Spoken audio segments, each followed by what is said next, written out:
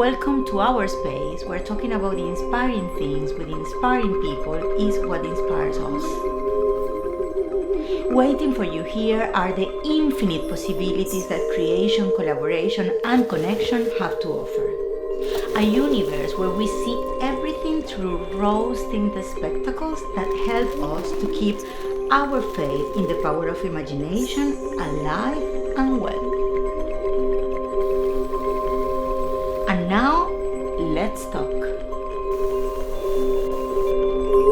Welcome to Metralla Rosa. Today, I'm so pleased to introduce to you a delightful South Korean artist. Her name, Yurim Gough. She's here next to me, and she has been living in England since 2007. She expressed herself through the traditional art of ceramics, and her work looks and feels really modern, really contemporary, and even experimental. She produces vases, you can also say, or bowls, and I mean bowls, that are very beautiful, and they embrace and express her admiration for the human form, the human condition, and especially the importance of human interconnection. Thank you so much for being here with us today. It's really a huge pleasure to have you. Thank you so much. I mean, this is amazing. Thank you. I wanted to start asking you, because I know you were a fashion designer before to embrace the artistic work. Yeah. And I'm curious to know if the fact that you move out of your country and for first time out of Asia when you came to England made that transition possible in the way that you felt forced to come back to some sort of roots. And in Korea, the ceramics are actually huge and very important. There's any relation between these two things? I have to say yes and no. Okay. I love that. Because when I touched the first clay, that was in Bristol, in the UK. Okay. And the classes teacher told me, "Oh my God, you're so good because you are, Korean." Yeah. And I was like, No. "What's the connection? I never know about. How do you know?" And of course, I'm ceramist, so I know about how traditional ceramic is, in Korea. Yeah. So she said like, "Oh, in your blood, you have a ceramic in your blood and stuff." So I was like, "Oh yeah, oh really?" And I was really, really proud of myself suddenly. But in fashion, you just talked about. I never interested in ceramic when I was young. Okay. To be honest, when I go to a museum or somewhere, and then I was like, "Oh, so bored. Why people display this like boring brown clays everywhere?" Yeah. And that was my young age. I was fashion industry. Yeah. Before before you could discover this passion for the ceramics, tell me about your career as a fashion designer. I can easily see that you are someone that express herself through aesthetics, and you feel comfortable and you look beautiful. Thank you. Obviously you have a sense of style. And how was that career? Was it big? Did you have success? I know you were working not only in Seoul but also in Tokyo. Yes. So please tell me about that. Yeah. So when I was interested in art, I couldn't go to the university for art. So I started, I went to design course for 1 year course in Seoul, like Soho-ish London, but in Seoul there's Apgujeong. And I took a course of design shoes and handbags and accessories, jewelries, and then everything. And I was really, really, really interested in it, and I was like so excited because I love fashion. So that was the start, and then when I graduated, and it was really difficult to find a job, of course, in fashion particularly. Yeah. And lots of people wanted to be a fashion designer, but I think probably I was quite bright, and then also I do makeup and clothes, and so people look at me and then believe me I'm good at fashion. So luckily I found some jobs, and then I started. But it wasn't that easy because I could only start from factory shoe designer. Okay. You were designing high heels, High heels. for Yes. a long time, I guess. I think. Yes, I was working for 10 years. Wow. Yeah. For any brand that is well known? So the start was in a factory, and then one of the amazing shoe designer who is founder in Korea, Shoe Company. She's the first shoe designer who is a success, and I met her. She found me in factory, and then there was lots of shoes I designed for SS, and then she was like amazed. Wow. And then she said, come to my studio and then let's talk about working together. And then so I started to work with her immediately. Wow. And that was what took you to Tokyo? No, that was No. oh yes, it's quite a long time, isn't it? The story is quite long. Because I look young, but I'm not. I know. Latin Americans and Asians, we have that same thing.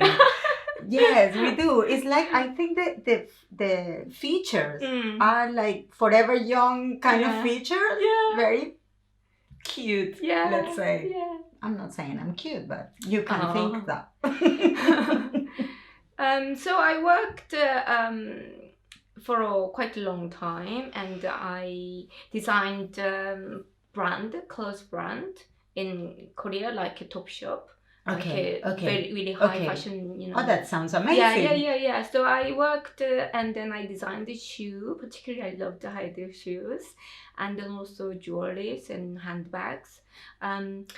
And then suddenly I feel like I had enough some way.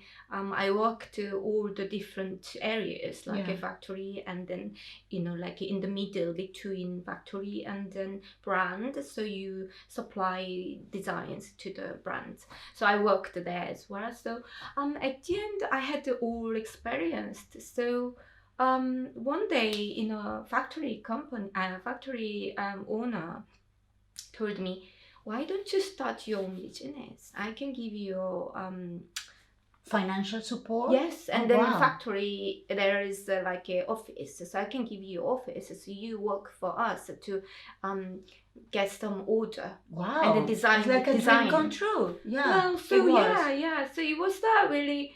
I was ready, and then also I was like, yay, I can do that. I was 25. So I was self-employed, and then it was so excited.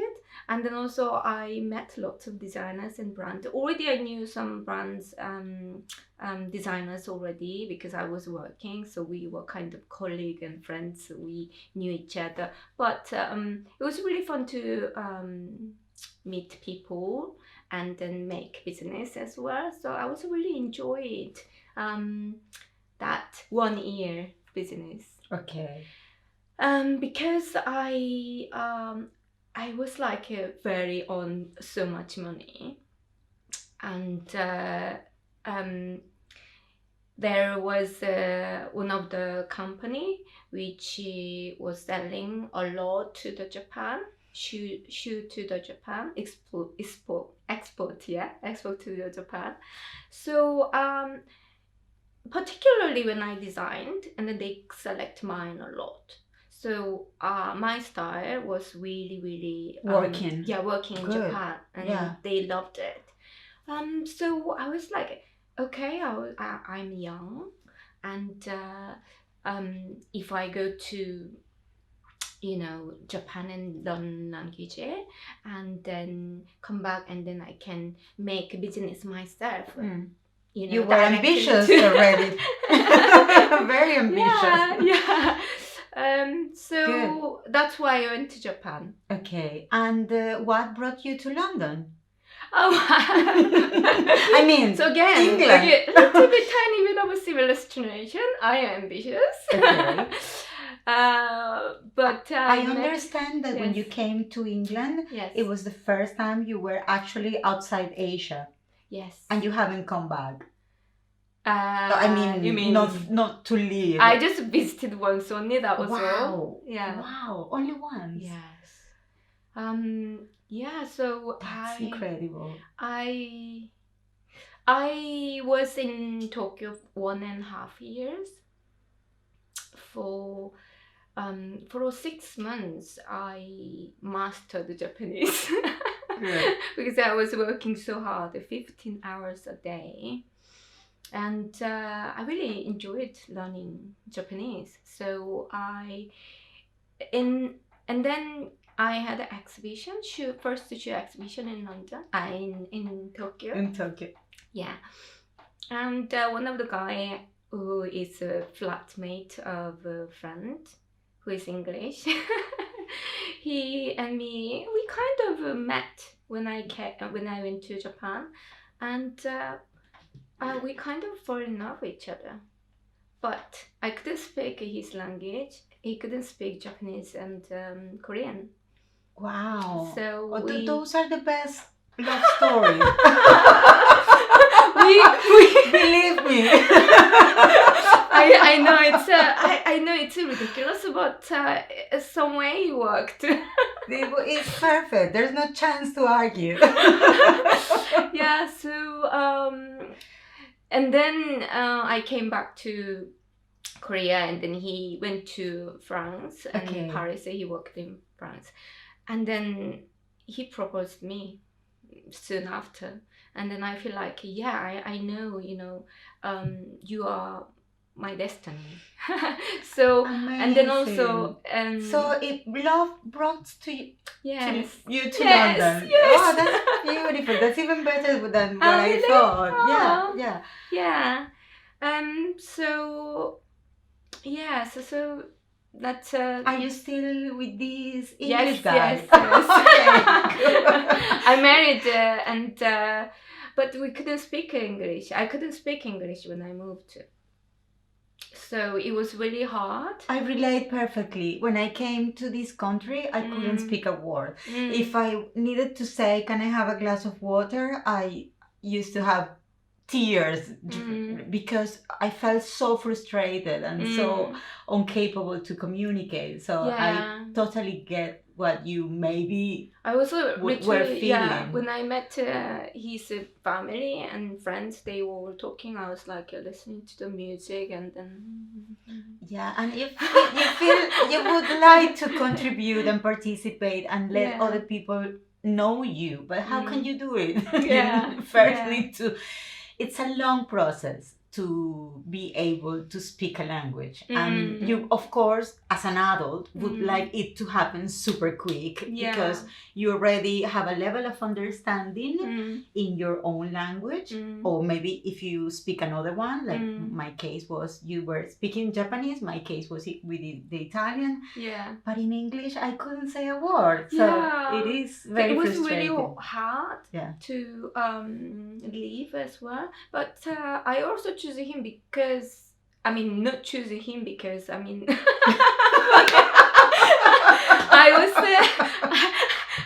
was thinking, okay, I was designed in Seoul and Tokyo. Okay, now London. Okay, why not? And then another adventure. Adventure. And then, oh my God, it was Bristol. It was not in London. So I was kind of stuck there, and then no friends and no families. And no English. Yeah. So I was just every day went to shopping with the high heels. We could have been friends. My God, you are telling my story. That was my life in Cardiff when I arrived. I used to spend hours. I didn't have any money, but I used to spend hours looking at things in all the shops because, of course, I didn't know the shops. Everything was interesting for me, everything was amazing. And I used to spend hours like I were in a museum, Yeah. like searching and trying to. But in which moment you decided to start working as an artist? Yes. I guess there was a sort of very introspective process that started happening when you found yourself in a reality that was so detached somehow. You even if you are happy, you somehow feel isolated, and that's very Yeah. good to create. It Yeah. somehow is good to bring you inside and started Yes.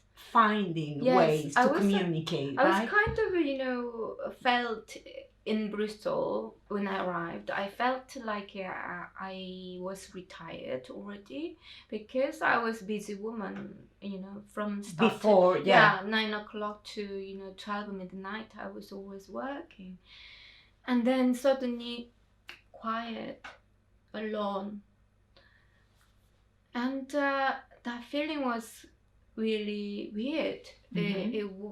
I don't know where I am.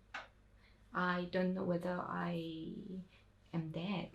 I don't know if I belong. Belong in here right now. How can I belong? It's Mm. also, you start asking yourself all these questions. How can I start making this happen? Yeah. Actually, yeah, it's really hard. You are right.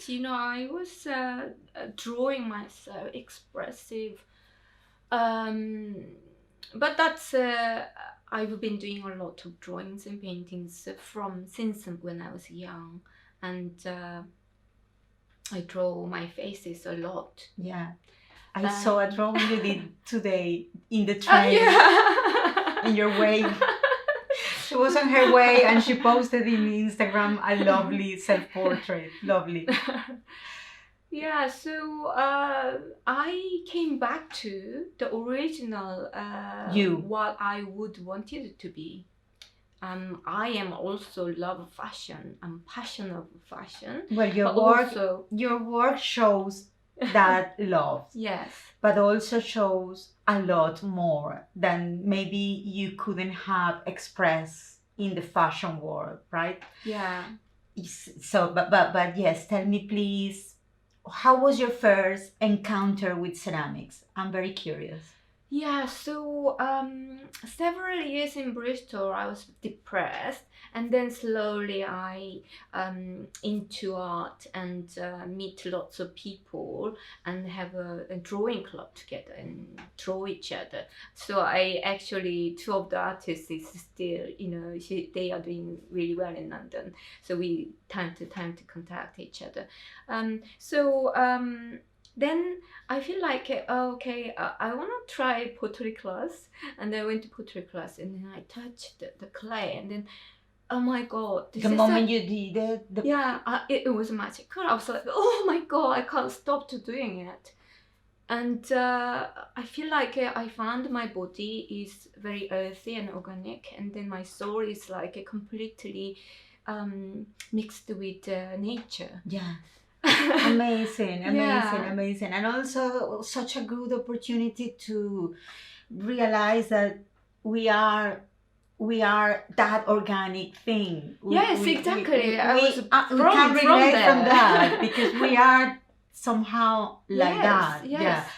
And then how did you make that amazing, beautiful connection between life drawing, which is something, I'm sorry, this interview is going to be a lot like this, but it's something I also started doing because I couldn't speak the English. And I found, like you found at the pottery, I found a way to express myself and be useful, do something, produce some money with something that didn't require me to talk. So that's why I became a life model, but also I was good because I had a lot of emotions and a lot of things to communicate. Thank you. But that, especially I wanted to communicate so much, but I couldn't. So I was using my body to express all that energy. Yes. And you Yes. do a beautiful combination of ceramics and life modeling, which is something very rare. I haven't seen that much. Yes. How did you came to this wonderful So, mix of... Yeah, always in my whole life, I always choose one which I really wanted to do. So, for example, fashion was I really, really loved today. And then also the pottery, when I touched it, I loved it. And the life drawing, I was doing on and off for more than 20 years. So Okay, I really so you loved already it. were Yeah. into I drawing loved people it. from life. Yes, Okay, when I okay. was 18, I went to the life drawing classes and I First started. time and you fall in love. I loved it. I loved it. I loved it. And that's the only word I can say. You know? Yeah, and I have seen that so much. People cannot really, or they maybe don't even want to explain why they love it so much, but they love it. They just love the interaction with a human being and Yes. true creation and true observation, things that we not always do Yeah, exactly. in modern So society. that's one of my creation is a little bit different than the others because it's not about drawing, it's about capturing the moment between model and me and the energy. It's that space in between what matters. Yes. It's not you, it's not me, it's that energy in between both of us. And then I just wanted to capture the moment, the right now, two of us, and that's called the contemporary art. Yeah. And at the same time, you were discovering this amazing clay that was allowing you to express in a very organic, earthy way. Yeah, so for the first time, I mean, because I wasn't based, my background wasn't ceramic. I never formally trained at all. So I had to find out, what kind of material I should use because I had no idea. Exactly. So, but the good thing was I already been experienced with the fashion, so I knew kind of how to choose materials some ways. Of course, you had training that and an eye. Yeah. So I kind of searched myself which kind of material gonna be goes well with the human body lines and then the textures of material and the human body colors. And then I found lots of people fascinated about white pottery and porcelains, but the white color wasn't for me. It wasn't organic for me, and then it's too white, like imagine you have makeup and then powder onto your face. That's like a kind of porcelain. So I found the stoneware which is really similar to my skin color. It's more like vanilla like or more beige, more like skin color. Yes, exactly. So and then it's a rock clay, and then when I tested with the pencil is no normal pencil, so I had to search whether ceramic pencils exist, and then they were. So, oh my god, it's perfect. And then I tested it, and they came out beautifully, magically. It's like better than my drawing. It's just something in it. Like a brightness, like it changes something, and gives.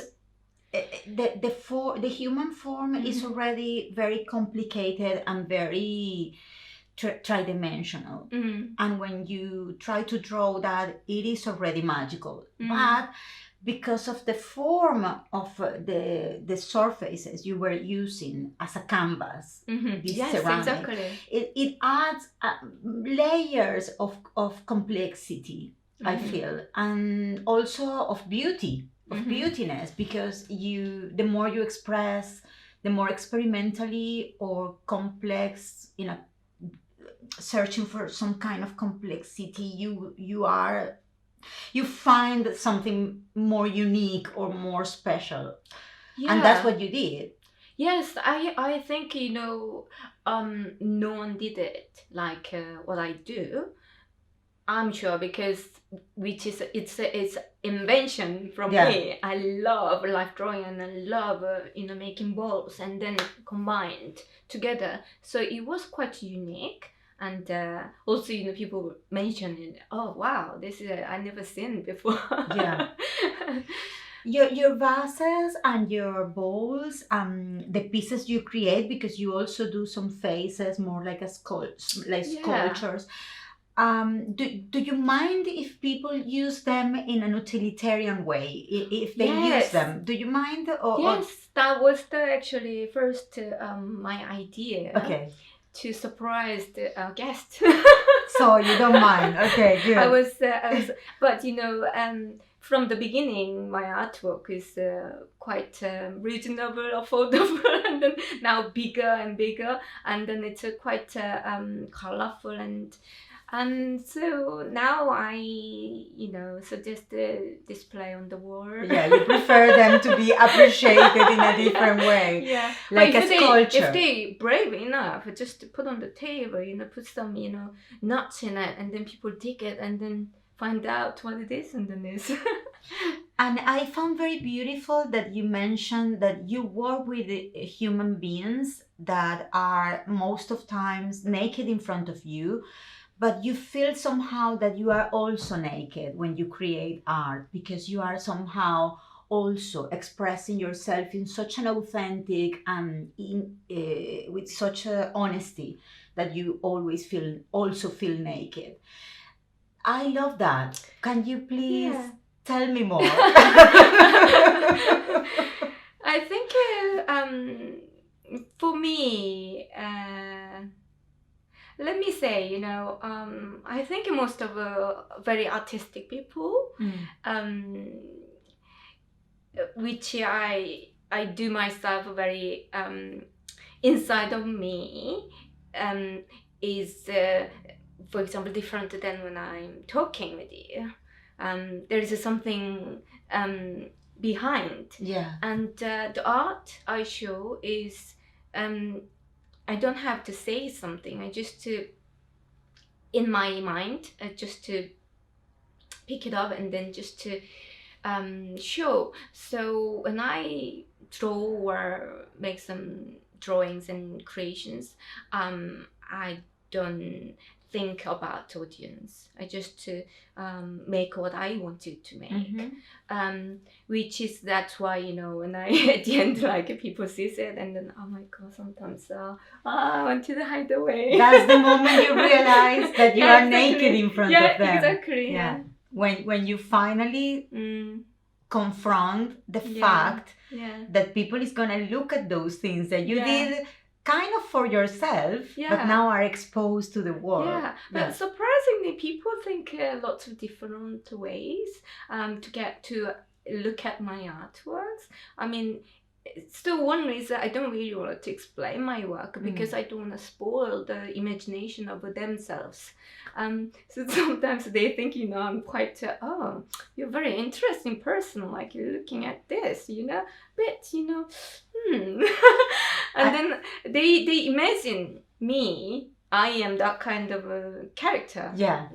So, and you aren't, or you are. I don't know. I don't know. It's just I just trust myself. I just having fun myself. Yeah. So, definitely. Yeah. And you had a solo exhibition. Tell me about the exhibitions, that aspect of okay, I'm not only producing this amazing work, but I also want to sell it. I want people to look at it. Are you good at the business side? Because coming from a very good training in fashion, I would guess you are good at that, but I don't know. Maybe that it's me, like your audience, creating a character out of you. If I sell in front of you, I can sell my shoes or accessories. Okay. But art is a little bit difficult to sell. because sometimes I found it's not product, it's a piece of a thing. But I guess you're right. I'm basically a little bit trained, so I guess so. That's why, you know, when I did the art fair for the first time in Bristol, actually at the Anna Fini Gallery, that was amazing because I could be able to meet people directly and then tell them about myself and my artworks. So that was really working. Yeah, and then several others. Actually, that, you know, so let me tell you, I wasn't trained in art either. So when I wanted to start being an artist, it wasn't really easy to start.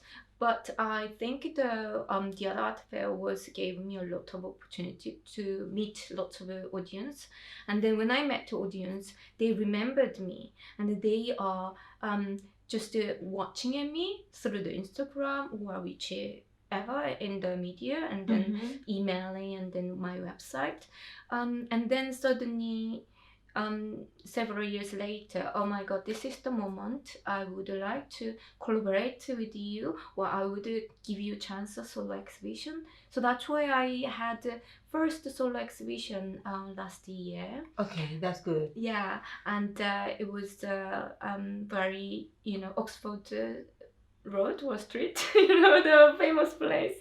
Oh my god, my English. Don't worry, but yeah. it was somewhere important and interesting for you. Yeah, so it was a really, really great opportunity for me to express everything and then show in a one, you know, gallery room space. Did you sell a lot that in that opportunity? Well, how was it's not easy. It's not easy because a few things people, for example, compared to the other art fair, people just come and buy straight away directly from the artist. But I think galleries are quite difficult to sell, because they take commissions and stuff quite, you know. Yeah, I think a gallery exhibition is less commercial. Okay. You know what I mean? So it's like a more show. Yeah, unfortunately, I couldn't sell anything. But I met amazing hat designer who is called Victoria Grant, who is a celebrated hatter, and she fell in love with my artwork in 2016. Okay. And then she was kept watching at me. And then solo exhibition, when I said I'm gonna have a solo exhibition, and she said, oh, I would love to come and see your work. And then she literally came to me, and she said, oh my god, like 180 pieces, she was in front of that, and then, oh my god, this is amazing, and explained lovely English word, beautiful sound with it. I was like, oh, I'm melting. I wanted to record your voice. And being able to repeat Yeah, all myself. these descriptions, yeah, for myself. And then she asked me. I was in Brooklyn, in New York, show my work again the art fair. Wow. And then I got text message when I was in a hotel room from Victoria Grant, and then she said, I was really waiting the moment to work with you. Would you like to collaborate with me? And I was like, oh my god, are you joking? She's like a design Madonna's heart, and she's like, you know, Beyonce, and she's like a really very well known. Yeah, okay. Well known. And what's the collaboration about? Tell me, what do you do together? What have you done together? Yes, so and then she also texted me, oh, by the way, this is the gallery I wanted to show, so look at it. And then that was the Hicks Art Gallery, which is the Tromshed. There is a Hicks restaurant, There is a famous Damon Hirst. It's a cow, and then anyway, it was like I saw the video of Tracy Emin was talking about that gallery, and I was like, oh my god, this is maybe it's dream, it's not real. Wow. I couldn't do you believe mean that in the entrance gallery. there's a Yeah. devil? Like, I'm like sorry. the classical... Sorry, that's the who is it? The name of Damon Hirst? Yeah, okay. The okay, cow, okay. the big cow in the Okay. middle of the restaurant. Okay. And underneath I they think I have seen photos of that place. Yeah. Yeah. Underneath they have a gallery. It's called the Hex Art Gallery. Wow. Yeah, and then she told me that place is gonna be the exhibition place, and I was like, oh my god, oh, I can't believe, I cannot believe. And then day after, another text message from her, and she said, by the way, the gallery loves your work, so they wanted to show your works as well as collaboration works. And I was like, oh my god, this is over the top pun. Like a cartoon. Yeah, exactly. And so that was the amazing opportunity for me. So when was this exactly? Yeah, that was this year. Okay. Oh, wow. Yeah, so I got contacted from her last year November. So we were working collaboration works and then my work to show in I would say March to May. So 3-month exhibition was planned. Okay, but and it happened?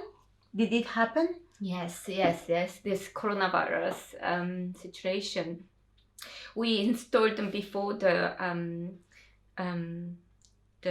private party. Okay. And then the private party was cancelled, and then it's forever cancelled. But it's gonna happen in the future? No, because the business is all closed. Oh my it's God. yeah, it's really sad because it was almost a very interesting exhibition because it's not only art, it's not only ceramic, it's all together, and lots of people was like, oh my god, looking forward to see it, how it looks like. And but those are the things that happen in the art world that maybe the timing looks perfect, but then something happened, but you never know in the future how is that going to work out for you. Yeah. And I wonder how the situation, the health situation you had in 2016 when you were you came through a process because of the breast cancer. Yes. Did that change your, now that you are talking about opportunities and things that are going to happen but don't happen, maybe you have now a different understanding of things just because you were in a situation that allows you to see things from a more sensible perspective or yes, I know what you mean. Yeah, it's a kind of a wake up call somehow. Yeah, I was learned a lot through my emotional difficulties through my whole year basically, but particularly in 2016, my breast cancer treatment. It wasn't really easy, but I guess I was in a way very stronger. Yeah. It made you stronger. Yeah, and then also, as you said, for example, this Hex Art Gallery exhibition was really excited, of course. But also I kind of in a way questioned myself, why is it? Because maybe something good things is coming. For example, this time this time is not right. So maybe another wait for a big moment. Then, that's it. They say that everything that doesn't happen is somehow because something better is going to happen. Yeah, so that's the best way to look at things, probably. Yeah. When I look at my past, and then I was like learning from my past, and then thinking the moment why that moment was really hard. Then afterwards, oh, that's why I got really another success and another success because of that.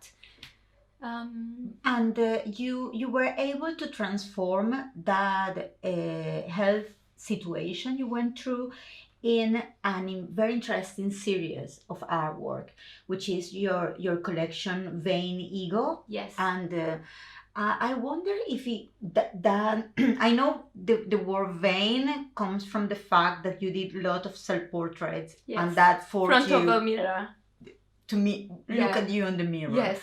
And the ego, because of all the transformation of the emotions or all the process you went through.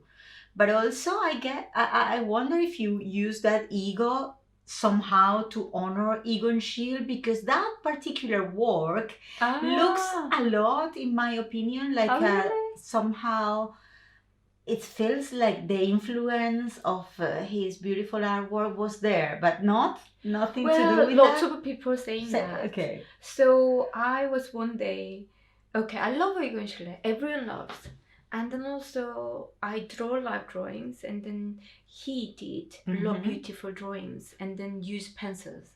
Particularly and pencil the line was so very expressive, and So I was like, okay, I wanted to compare what kind of thing is similar, compare my drawing and his drawing. And then I was like looking at myself, and then there's nothing similar at all. It's just something. But yes, there is something. Style, there's something, because I found, because I like drawing hands and feet. Because hands is, you show your feeling and emotions more particularly, brighten it, and then that's what I like to draw people's hands and feet. And life drawing particularly, it's really difficult to draw. So when I say the Egon Schille's one and mine, because we draw hands and feet in a very peculiar way, in a very clear and like a statement. Yes. The Egon's hands are always huge and very, very expressive, very raw. There's an energy of lot of character. Yeah, but there. Also I can say so my husband told me he's a really good supporter, mentor. That's good to know. Yeah, he said I'm clever, I'm pretty, and well, that's true. Of course, I don't believe the part, but no, but it is. It's true. Yes, your work is somehow very sensitive, very tender. And I love the fact, I wanted to talk about this more in detail about the process, because I love this thing you do that you dress the undress without obscuring the form of the body. Yes. And there I have a lot of drawings that I have been collecting from sessions. Yeah. And I take them when people threw them away. Oh yeah. Because I always had this idea. When I saw your work and the explanation, I felt so connected of doing dresses on my naked body and playing with that thing I have always loved, which is collage and fashion. Yeah. So I never have done it, but I had the idea. And that's more or less what you do so beautifully. But if you could please explain the whole process. Yeah, so I based it in fashion. No, basically my background was fashion. Yeah, you started your life as a fashion designer. Yeah, so when I am in my studio, all wall is full of the inspiration images, which is very similar to when I worked in fashion, in a cut. Yeah, some fashion magazines, and you have pictures. a mood board around you. Yeah, so that was a connection. So and then as I said, I love the potteries, I love the live drawings, and I love fashion. So why don't I combine more together, which I love? So that's why I had that idea. And then, I showed that in my solo exhibition for the first time. So what I do is I draw person in front of me. I draw inside the contact surface of ceramic balls, which is viscified. And so it's really quite rough and raw, if I say. It has a texture. Yeah, texture. So it's like a concrete, kind of Okay. concrete feeling. Yeah. There's a stones, like little stones there. So when you draw, it's like not straight, smooth. It's not completely smooth. Yeah. So I draw it in a concept. So that's why I used to went to a live drawing session and with my balls and then draw. But now I had to call private model to. I was wondering if you were going to the sessions with your balls. You used to do that. I do as well sometimes. Okay. But particular like a theme of my project has to be private model with. So the draw inside the ball, and then so when models comes, I ask them to wear some fashionable clothes and then take photos, and then that photos is combined with my life drawings sketches on top of it. Okay, so you somehow work with this juxtaposition of two bodies. One that was dressed and one that was undressed. So I exactly say, take off exactly your poses. Your hands was here, your outfit was there. And okay, then, so keep the pose, but take the clothes off. Yes, exactly. Okay. So recently, actually, I asked one of the model to wear like a blankets around it and then drop it, and then she was dropping. I love it. She really enjoyed it. Okay. I think it's really rare, different from a normal, than normal. So with the music as well. So they are really excited about I bet it's much better than a normal class. I would love to do something being guided by you. It sounds amazing. So but then you have few collections, few series of work with this process where you add more elements, and they look more like collages. It feels like you also add some background. Oh yes. And do you do that after you draw? Yes. So it's layer after layer, or how do you do that? So it's called transfer. So I use transfer for colorful images. But you're very sharp. You're very sensitive and then amazingly sharp, because the question telling me. So the background abstract is completely different process. So when I was, I have a child, and then her gymnastic, I had to wait 1 hour there. I was really bored, so I brought my iPad. Okay, I express myself freely. Yeah, freely, less messy. I mean, not messy at all on the iPad, with the colors and then stuff. Because when I'm getting older, I like ceramic and then abstract, which I never interested in when I was young. So abstract. So I really enjoy the experience, like the feeling and emotion and colors and everything. And then I had lots of paintings, iPad paintings, and then I thought, okay, I draw person, but the person is not that person. I always draw the aura of a feeling inside, and then I wanted to show the aura background with that abstract. So, but weirdly, I don't plan to do this one for that, because that's boring. Yeah. So what I did is like a randomly painted abstract, and then I just combine, this color is great, okay, match. So you play around with the shapes, but it's somehow related with the feeling that the person gave you. So for example, if you are drawing someone, do you think those backgrounds are not any background, but they have been chosen to somehow describe also the aura of the person you are drawing? there's a connection Yes. between. I find That's lovely. the aurora, which is his or hers.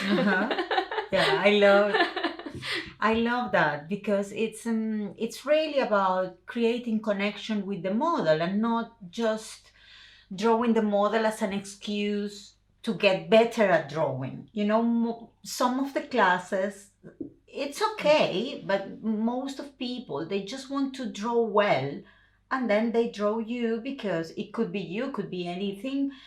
But I feel like for you, that human being is really important. And do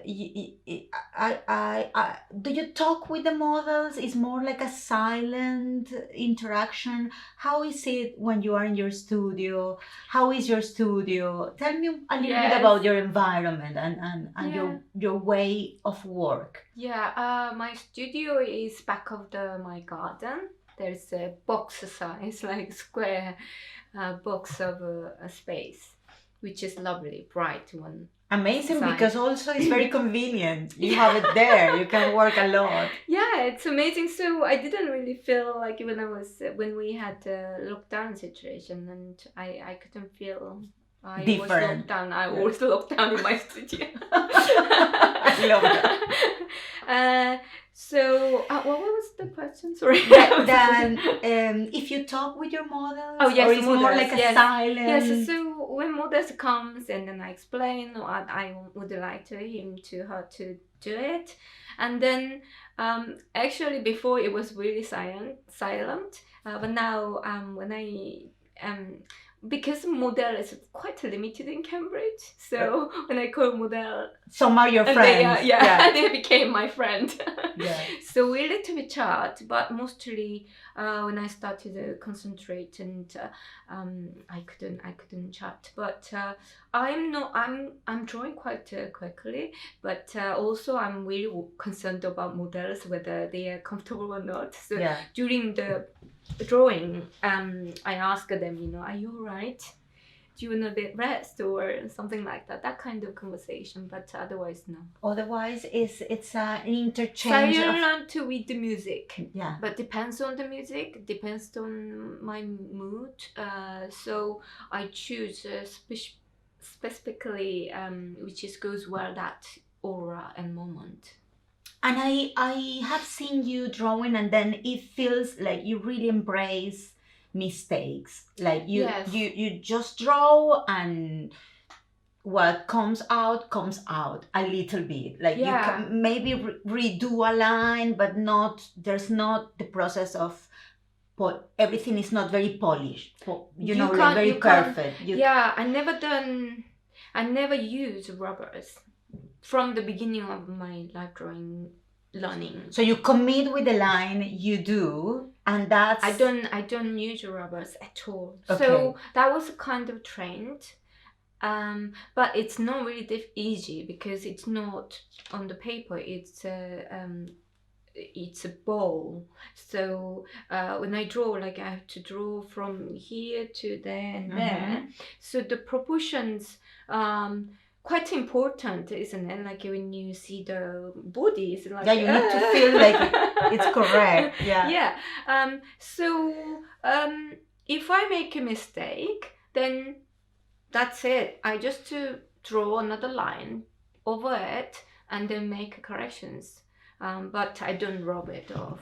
That's it. When I go just to, okay, let's go, and then let's go and let's go. Let's go. Yeah, exactly. And so because of that process, that embrace mistakes, I would like to ask you, what do you think you have learned in your life because of your failures, because of what others maybe see as failures, or maybe you see as failures, but have been very important as a lesson because of the lesson you learn with them? Can you think about anything? So when I say that, for example, drawing, I had a kind of a break time.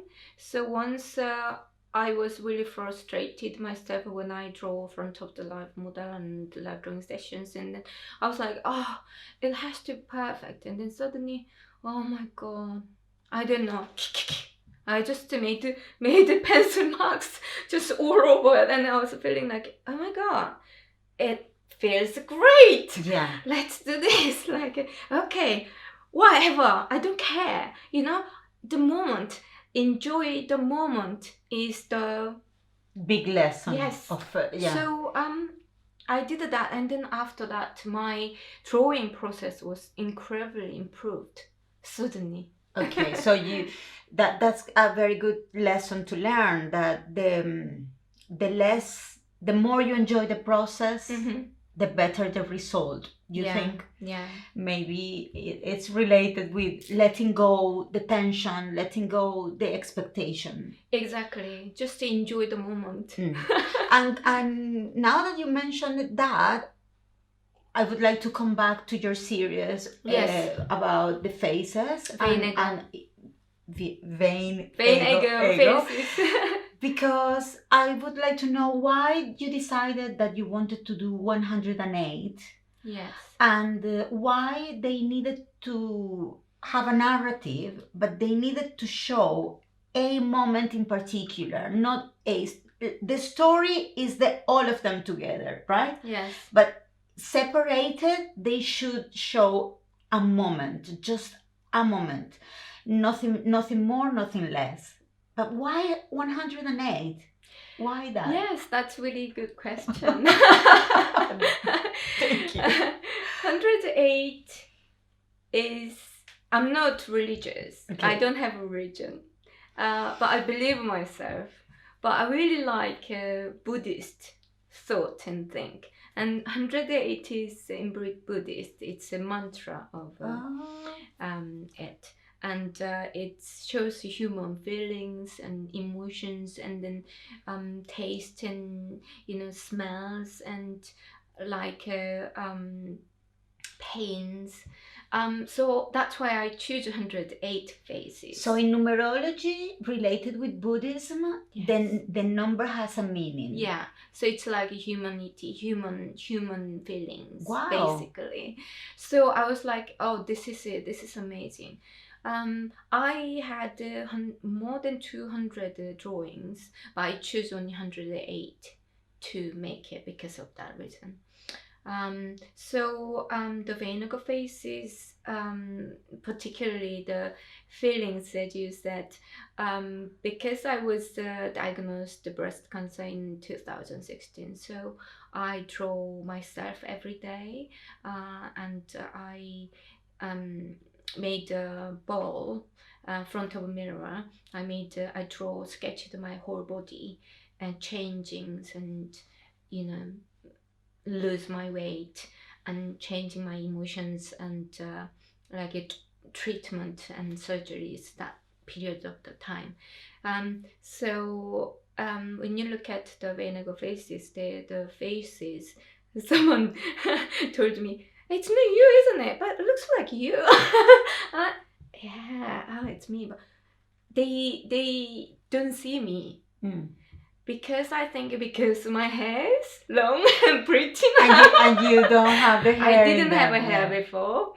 And that period of time I was a bit, and then also I draw my emotions rather than appearance. Yeah, rather than the physicality, it's more about the sensations. Yeah. There's one with your tongue in polka dots, like it looks like a kabuki kind of character. Yeah. Why is it the tongue with polka dots? It has any meaning, or it's just a casual? Let me say just a play. I like make not to plan it. So when I made the forms of the face shapes, and then I draw exactly from the drawing, so on top, and then I wanted just to play with the colors and makeups. Yeah. And then it's about so the being tongue was like just self-expressive. This is probably good with the Some don't. It was a good decision. Yeah. And is as an artist, how do you relate with the self portrait? Is easy? Is uncomfortable? It's scary? Is it therapeutic? How is it for you? Therapeutic is the answer. When I was very, very young, I used to draw front of I love a portrait in general. So I stopped my friend in front of me, let me draw you. And then at the end, I signed it and then give it to her. It's going to be worth it in the future. But anyway, and then... No. I see the beauty in that anecdote. And then when I was... my childhood was great, but some way, because of my mother was a single mother, and when she's got drunk in the night, she is like I was a friend of her and or husband and daughter as well. And she's telling me, how difficult it is to being a single On mother. her own, yeah. Her own raised me up. So that was kind of dark side of me. I was really worried about my mother, and so that's why I was feeling a bit sensitive, lots of ways. And then I felt lots of sadness somehow when I was like 20-ish.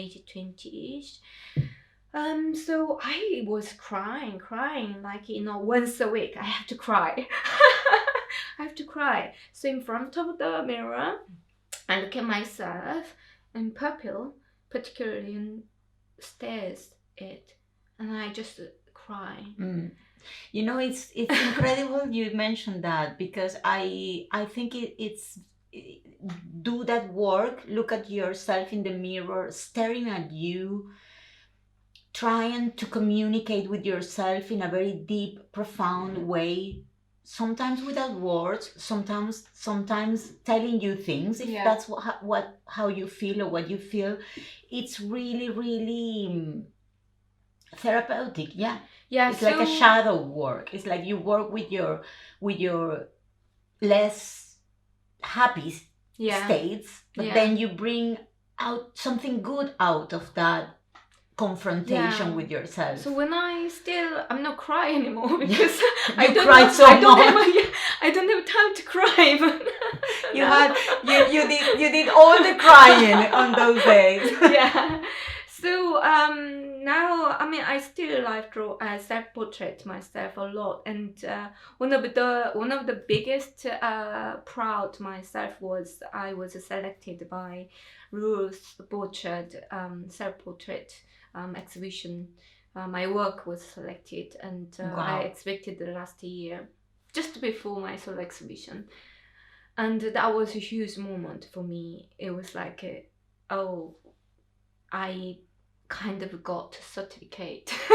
Yeah, you're good at self-portrait. And recently you were part of the exhibition of the SWA, the Society of Women Artists, and it was online. How was that experience for you? Did even if it was online, gave you the opportunity to engage with a lot of artists, to know people, to show your work? How has been the response? I think there are many difficulties now to show your artwork. But I was very lucky to have my work was selected, which is great to post in my Instagram so people still sees and what I'm doing it. But it's not the same as being in a gallery. You can't contact from the audience directly because it's a whole exhibition, annual exhibition. So if people want to buy and contact, and then they contact the SWA. But last year I was selected as well. Okay. And it was great. That was the first time. And then because I'm woman, and how amazing I was selected. and there was the Princess Michael Kent, and then she was looking at my artwork, and then I was next to her, and then she was like, oh, and then look at me, keep going. Wow. And I was like, yes, that's a great word.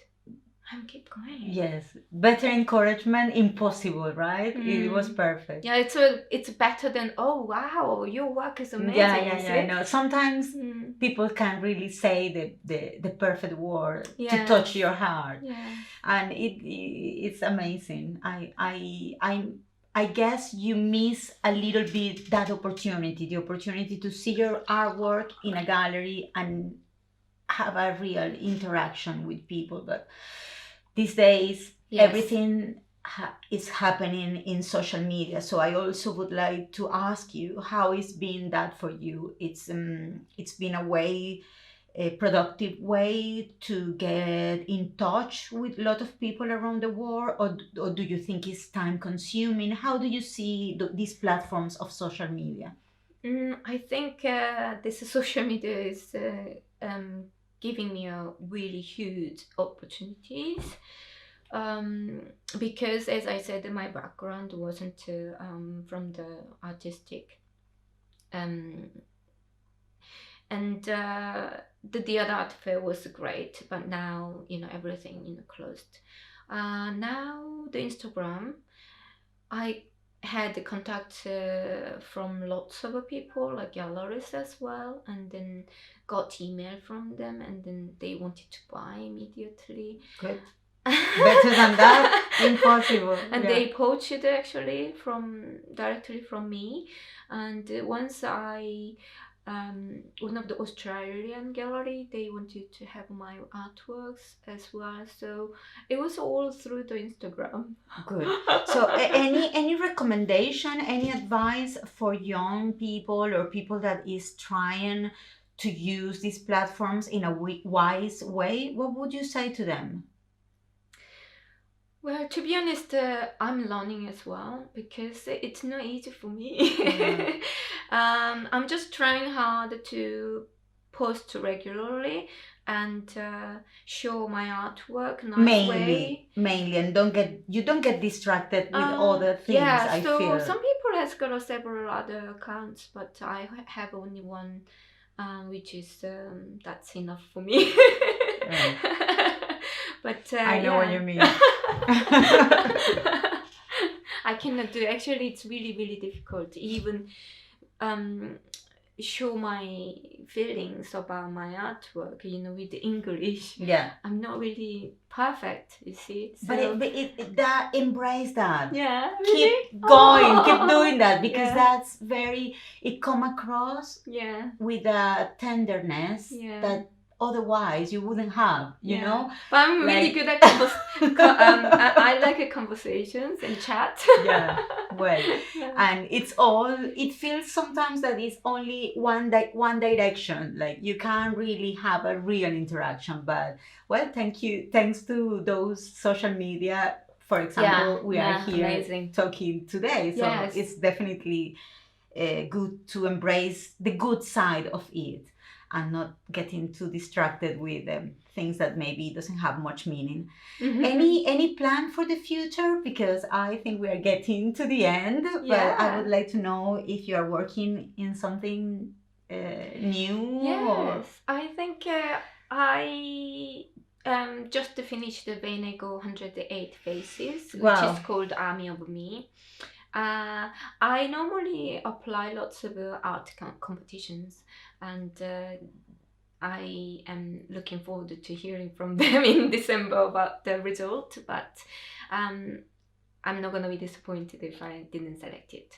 But I have Venego Faces and the balls as well, but the balls are an ongoing project, so I finished the 20 balls, but there's 10 more balls to keep going.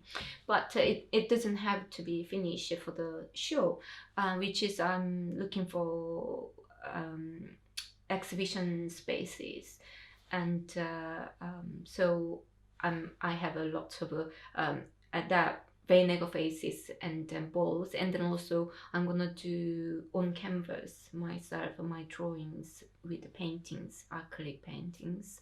So when it's that's another project for the 108 faces paintings. Okay. So that one, and then I have original paint drawings as well. So there are that whole series. I really wanted to show one great places at once. Okay, and That's everything together. The everything canvases, together. Yes. the little sculptures, and the balls. Yes, everything together. And then also the balls has got stories about my childhood and from my born until now. So it's all connected. So I written stories about it as well as I. So there are also going to be stories. Yeah, stories to read. Yeah, story is matched with the colorful images. So the balls I drew myself, and I matched with the image of my childhood and the memories that I couldn't forget. So there is that's all stories that behind. And then also I took videos of me myself when I draw myself. So I should edit, but soonish. Sounds wonderful, and I'm Yeah. glad to see that young, ambitious lady is still there. I think I'm forever young. Because sometimes when you leave your country, and you need to adapt to new realities, but it's always good to see that the original spirit is still there, still alive and sounding. Yes. Sane and sound. Yes. Good. Thank you so much for this conversation, for all you share. And I would like to give you a hug. Thank you. Oh. Thank you. Good luck and keep going. Thank you. Oh, yeah. Amazing. Your princess. Mi casa es tu casa, and bye-bye for now. Thank you. Thank